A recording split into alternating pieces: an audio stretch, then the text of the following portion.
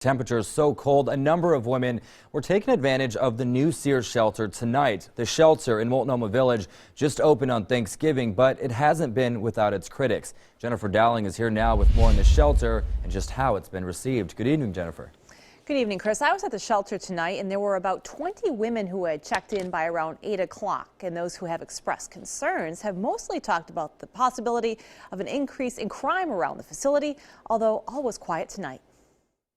I think it's great. I mean, especially it's been really cold lately and it's just really needed. Neighbors are weighing in on the new Sears emergency shelter that opened on Thanksgiving. On Saturday night, there wasn't much activity outside the shelter, something critics had voiced concerns about in the past. The Portland Tribune reported on those worries from neighbors at a special community meeting. One of the big sticking points, that the city has never bused anyone to a shelter like this before, and regarding the high number of people that might use the facility, which can house 150. Some called it a recipe for a bad scenario. Still, those we talked to were hopeful about this weekend's opening. I think it is a good thing to put somewhere for the homeless to stay in and to settle in, because the weather is too cold for them. They can't live outside.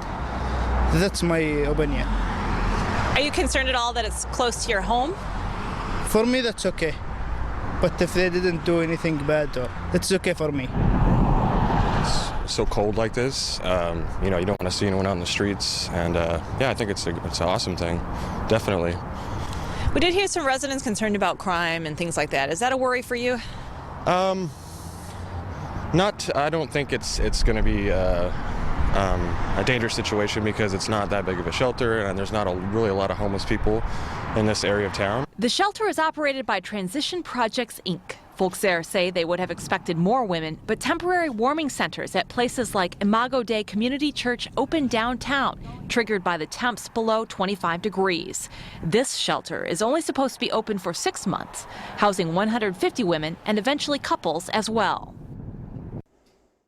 Now we asked for an on-camera interview with the group that runs the shelter, but they said we'd have to call back the director on Monday. Back to you, Chris.